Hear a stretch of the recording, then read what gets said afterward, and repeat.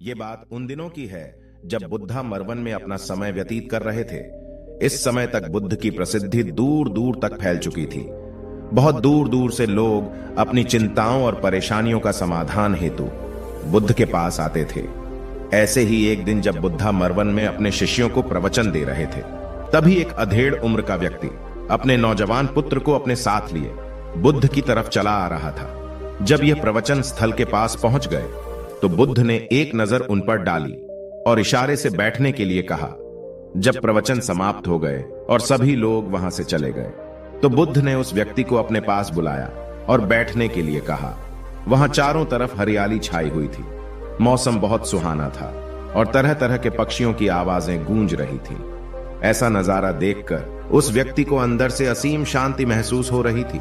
इसके बाद बुद्ध ने उस व्यक्ति से आने का कारण पूछा तो इस पर व्यक्ति ने कहा, तथागत, मैं 2 दिन की लंबी यात्रा करके अपने पुत्र को आपसे मिलवाने लाया हूं। ये मेरा इकलौता पुत्र है और ये हर समय थका थका रहता है। ऐसा लगता है जैसे इसके अंदर कोई जान ही ना हो। इसका स्वभाव भी काफी चिड़चिड़ासा हो गया है। अगर हम इससे कुछ भी कहते हैं तो यह हमारी छोटी छोटी बातों पर गुस्सा हो जाता है। इसके देखने की क्षमता भी उम्र से पहले ही कमजोर हो गई है और इसके बाल भी सफेद पड़ने लगे हैं। इतनी कम उम्र में इतनी बड़ी उम्र का लगना, मुझे तो कुछ समझ नहीं आ रहा है। तथागत, मैं अपने पुत्र के स्वास्थ्य को लेकर बहुत चिंतित हूं। जब मैं अपने पुत्र को वेद जी के पास लेकर गया तो उन्होंने कुछ औषधि दी और कहा, अपने पुत्र को तनाव कम लेने के लिए कहो। वो अपने दिमाग में बहुत अधिक तनाव लेता है, इसलिए उसकी ऐसी हालत हो गई है। लेकिन मैंने उसको बहुत समझाने के बाद भी तनाव का मतलब समझ नहीं आया। मुझे नहीं पता कि तनाव होता क्या है, यह किन कारणों से आता है और उसे कैसे अपने पुत्र के दिमाग से निकालूं। लेकिन मुझे सबसे पहले तो यह समझना है कि तनाव होता क्या है। इसीलिए तथागत मैं आपके पास आया हूं। कृपया आप मेरी समस्या का समाधान कीजिए। यह सुन बुद्ध उसके पुत्र को बड़े ध्यान से देखते हैं। उसके चेहरे को देखते हैं, उसकी आंखों को देखते हैं और फिर उसके हाथों की नब्ज को भी देखते हैं। यह सारी विधि करने के पश्चात बुद्ध उस व्यक्ति से कहते हैं कि तनाव लेना तो कोई नहीं चाहता, लेकिन फिर भी यह तनाव लोगों के दिमाग को दीमक की तरह पकड़ लेता है और व्यक्ति जान भी नहीं पाता है कि वह तनाव में जी रहा है। लेकिन अगर व्यक्ति तनाव के कारणों को अच्छे से समझ लेता है और तनाव के बारे में कोई ऐसा पैमाना बना लेता है जिससे वह जान सके कि वह कितने तनाव में है, तो वह इस समस्या का समाधान भी खोज सकता है। सबसे पहले तो तुम ये समझो कि तनाव होता क्या है। जब भी कोई व्यक्ति कोई काम कर रहा होता है लेकिन उसका मन कहीं दूर भटक रहा होता है, कल्पनाओं में होता है, तो उसके शरीर और मन के बीच एक दूरी पैदा हो जाती है। यह दूरी जितनी अधिक होगी, व्यक्ति उतनी ही ज्यादा बेहोशी की अवस्था में होता है और शरीर व मन के बीच की इसी दूरी और खिंचाव को तनाव कहा जाता है। आखिर कोई पसंदीदा खेल खेलने के बाद व्यक्ति चुस्ती और प्रसन्नता से क्यों भर जाता है, जबकि उसने तो अपने शरीर को थकाया है। लेकिन समझने वाली बात यह है कि खेलते समय मन और शरीर एक साथ पूरी तरह से उस खेल में केंद्रित होते हैं, जिससे शरीर और मन के बीच दूरी पैदा नहीं होती और कोई तनाव पैदा नहीं होता। और अगर दिमाग में कोई तनाव था तो वो भी दूर हो जाता है। लेकिन इसके विपरीत, जब हम कोई ऐसा काम करते हैं जो हमें पसंद नहीं है, तो हमारा शरीर तो उस काम को कर रहा होता है, लेकिन हमारा मन कहीं दूर कल्पनाओं में भटक रहा होता है, जिससे शरीर और मन के बीच एक दूरी पैदा हो गई और तनाव ने जन्म ले लिया। इसीलिए व्यक्ति को एक समय पर सिर्फ एक ही काम करना चाहिए और अपने तन और मन की सारी शक्ति उसी एक काम पर लगा देनी चाहिए, जिससे व्यक्ति के अंदर तनाव पैदा ही ना हो। इसके बाद बुद्ध ने कहा, तनाव पैदा होने के मुख्य 8 कारण होते हैं और जिसने इन कारणों को समझ लिया वो जीवन भर तनाव मुक्त रह सकता है। मुख्य कारणों में सबसे पहला कारण है अति महत्वाकांक्षी होना। महत्वाकांक्षी होना अच्छी बात है, लेकिन क्या कभी आपने इस बात पर ध्यान दिया है कि इंसान के लक्ष्य कभी पूरे ही नहीं होते हैं। उसका एक लक्ष्य पूरा हुआ नहीं कि वह दूसरे की तरफ भागने लगता है, दूसरा पूरा हुआ तो तीसरे की तरफ, और इस तरीके से वो अपने लक्ष्यों को पाने के लिए जिंदगी भर गोल गोल घूमता रहता है। इसीलिए जो व्यक्ति अति महत्वाकांक्षी होता है, जिसने बड़े बड़े लक्ष्य बनाए होते हैं, वह वर्तमान में कभी रह नहीं पाता है। उसका मन सदैव भविष्य की योजनाएं बनाने में ही व्यस्त रहता है। उसका शरीर तो वर्तमान में रहता है, लेकिन मन भविष्य में ही रहता है। जिससे मन और शरीर के बीच दूरी पैदा हो जाती है और वह तनाव भरी जिंदगी जीने लगता है। बुद्ध के मुंह से यह बात सुन उस लड़के ने कहा, है बुद्ध, तो फिर इसका मतलब है कि हमें लक्ष्य नहीं बनाना चाहिए, क्योंकि लक्ष्य बनाना भी तो महत्वाकांक्षा ही है।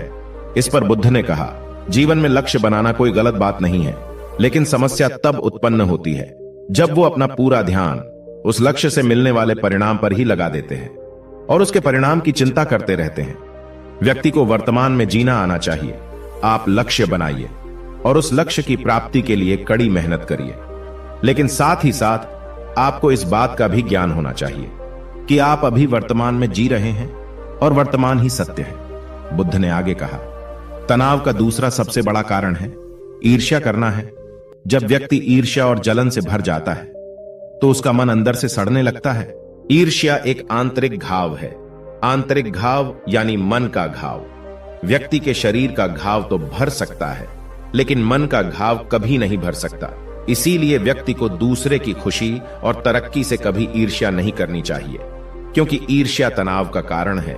इसके बाद बुद्ध ने तनाव का तीसरा कारण बताते हुए कहा कि आरुषिपूर्ण काम न करना, इससे भी मन में तनाव पैदा होता है। जो काम करना हमें पसंद ही नहीं है, जिस काम में हमारी रुचि ही नहीं है, उस काम में हमारा मन लग ही नहीं पाएगा।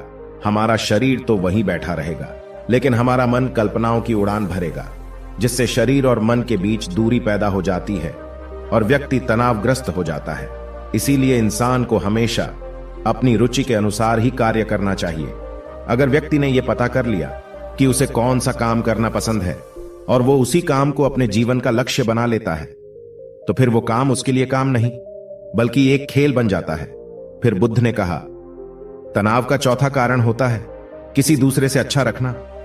बुद्ध ने उस व्यक्ति की ओर इशारा करते हुए कहा, एक पिता होने के नाते तुम्हारी अपने पुत्र से बहुत सी अपेक्षाएं होगी कि तुम्हारा पुत्र एक बहुत ही कामयाब इंसान बने, तुम्हारा नाम रोशन करे, जैसा तुम चाहते हो उस तरह का जीवन जिए, तुम्हारी हर बात माने। लेकिन क्या आज तक कभी किसी की सारी अपेक्षाएं पूरी हुई है? जब भी कोई व्यक्ति किसी दूसरे से कोई अपेक्षा रखने लगता है तो वो अनजाने में अपने लिए तनाव पैदा करने लगता है। जरा सोचो कि अगर तुम्हारा बेटा तुम्हारे अनुसार काम नहीं कर रहा है और वो नहीं बन पा रहा है जो तुम उसे बनाना चाहते हो, तो निश्चित रूप से तुम्हारे दिमाग को तनाव तुम्हें पकड़ लेगा। तुम तनाव से भरा जीवन जीना शुरू कर दोगे और इस तनाव के बस में आकर तुम ऐसा व्यवहार करोगे, ऐसी बातें करोगे कि तुम्हारा अपने पुत्र के साथ संबंध और भी खराब होता चला जाएगा। इसीलिए व्यक्ति को जितना हो सके उतनी कम अपेक्षाएं दूसरों से रखनी चाहिए, और अगर पूरी तरह से तनाव मुक्त रहना है तो दूसरों से अपेक्षा रखना ही बंद कर दो। इसके बाद बुद्ध ने कहा कि शारीरिक कष्ट भी इंसान के तनाव का एक कारण होता है।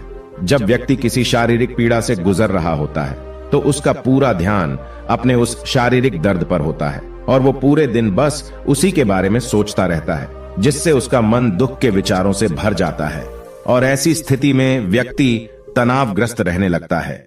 यह सुन उस व्यक्ति ने कहा कि हे बुद्ध, शारीरिक दुख तो किसी भी व्यक्ति को हो सकता है, तो फिर क्या हुआ? व्यक्ति जीवन भर तनाव में ही जिएगा? इसका जवाब देते हुए बुद्ध ने कहा कि इंसान को यह बात समझनी चाहिए कि हमारा जीवन दुखों का आधार है। जैसे जैसे हमारा जीवन आगे बढ़ता है, इसमें दुख आते हैं, बीमारियां आती है और फिर अंत में मृत्यु भी आती है। तो बीमारियां इंसान के जीवन का अभिन्न अंग है, कोई इनसे बच नहीं सकता। बस किसी किसी के जीवन में यह समय से पहले आ जाती है तो किसी के बाद में आती है। जब इंसान का मन इस बात को अच्छे से समझ लेगा तो फिर वह अपनी बीमारी के बारे में सोच सोच कर ज्यादा तनाव नहीं लेगा, क्योंकि यह हमारे जीवन का अभिन्न हिस्सा है और इसके लिए व्यक्ति को शारीरिक रूप से भी अभ्यास करते रहना चाहिए। अपने जीवन में व्यायाम और स्वस्थ जीवन शैली को भी जगह देनी चाहिए ताकि उसका शरीर लंबे समय तक निरोगी रहकर सही से काम कर सकें।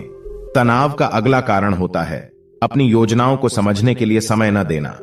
कुछ लोगों के दिमाग में कोई विचार आया ही नहीं कि वो बिना सोचे समझे उस पर काम करना शुरू कर देते हैं, और जब उस काम में उन्हें असफलता मिलती है तो वह तनाव से भर जाते हैं, क्योंकि उन्होंने उस काम को शुरू करने से पहले उसके बारे में पूरी जानकारी इकट्ठा नहीं की थी। इंसान को कोई भी काम शुरू करने से पहले उसके अच्छे और बुरे परिणामों के बारे में ठीक से सोच विचार कर लेना चाहिए। इंसान को इस बारे में भी सोच लेना चाहिए कि अगर ये योजना सफल नहीं हुई तो फिर इसके बाद मैं क्या करूंगा। इसलिए व्यक्ति को अपनी योजनाओं को ठीक से समझने के लिए पूरा समय देना चाहिए, ताकि बाद में उस योजना की वजह से तनाव पैदा ना हो। तनाव का 7वां सबसे बड़ा कारण है टाल मटोल करना, आज के काम को कल पर टालना। आप लोगों ने यह कहावत तो सुनी होगी कि आलस्य इंसान के शरीर का सबसे बड़ा शत्रु है। इंसान आलस्य की वजह से आज के काम को कल के लिए टाल देता है और फिर काम को टालना उसकी आदत बन जाती है। काम को कल पर टालने वाले व्यक्ति का काम कभी भी समय पर पूरा नहीं हो पाता है, और अगर किसी तरह से पूरा हो भी जाता है तो वह उतना अच्छा नहीं हो पाता है जितना अच्छा उसे किया जा सकता था, और फिर यह बात व्यक्ति के अंदर तनाव पैदा करती है। लेकिन काम को टालना या काम को एकदम अंत समय पर करना एक आदत है, इसीलिए व्यक्ति ना चाहते हुए भी बार बार अपनी इस आदत का शिकार बन जाता है और काम को टालता रहता है। और फिर जब काम की समय सीमा पास आ जाती है तो वह तनाव से भरकर काम को पूरा करने का प्रयास करता है। इसीलिए तनाव मुक्त रहने के लिए व्यक्ति को काम को टालने की आदत छोड़नी पड़ेगी, और यह तभी संभव है जब व्यक्ति काम को समय से पहले खत्म करने का निश्चय करे। सबसे आखिरी और सबसे प्रमुख कारण जो तनाव का होता है वो है ज्यादा सोचना। लगातार सोचते रहना भी एक बीमारी है, और यह उस व्यक्ति में सबसे ज्यादा पाई जाती है जो सिर्फ कल्पनाएं करता है, जो अतीत की घटनाओं और भविष्य की बातों के बारे में सोचता रहता है, जो बेवजह के अनुमान लगाता रहता है। इसीलिए व्यक्ति को ज्यादा सोचने की आदत पर लगाम लगाना चाहिए। इसके लिए जितना हो सके खुद को काम में व्यस्त रखना चाहिए और हर दिन ध्यान का अभ्यास करने को अपने जीवन का हिस्सा बना लेना चाहिए। बुद्ध के मुंह से यह सारी बातें सुनकर उस व्यक्ति ने हाथ जोड़कर कहा, बुद्ध, मेरा पुत्र तो अभी मात्र 20 वर्ष का ही है और इसमें अभी इतनी समझ भी नहीं है कि यह आपकी बताई सारी बातों का एक साथ पालन कर सकें। आप कृपया करके तनाव मुक्त रहने का कोई आसान सा तरीका बता दें जिससे मेरा बेटा उसका अनुसरण भी कर सके और तनाव मुक्त भी रह सके। उस व्यक्ति की यह प्रार्थना सुन बुद्ध ने कुछ सोचते हुए जवाब दिया, अगर तुम इतनी सारी बातों का पालन नहीं कर सकते हैं तो इसके लिए एक बहुत ही आसान विधि है। तुम एक बार मैं एक काम को करने पर ध्यान लगाओ। जो भी काम कर रहे हो उस समय पर सिर्फ उसी काम को करो, सिर्फ उस पर ही अपना पूरा ध्यान लगाओ। और अगर तुम्हारा मन इधर उधर भटक जाता है तो जैसे ही तुम्हें याद आए उसे वापस फिर उसी काम में लगा दो। यह सबसे आसान और अच्छा तरीका है तनाव मुक्त रहने का। जब तुम भोजन करो तो उस समय सिर्फ भोजन ही करो, उसके पूरे स्वाद का आनंद लो, उसका अनुभव करो। जब चलो तब अपना पूरा ध्यान सिर्फ चलने में ही लगा दो। इससे तुम्हारा मन और तुम्हारा शरीर दोनों एक जगह पर केंद्रित रहेंगे, दोनों के बीच दूरी पैदा नहीं होगी जो कि तनाव का मुख्य कारण होती है। इसीलिए जहां तक संभव हो सके एक समय पर सिर्फ एक ही काम करने का प्रयास करें, वो भी पूरे ध्यान के साथ। दोस्तों, आशा करता हूं कि आपको इस कहानी से काफी कुछ सीखने को मिला होगा। धन्यवाद।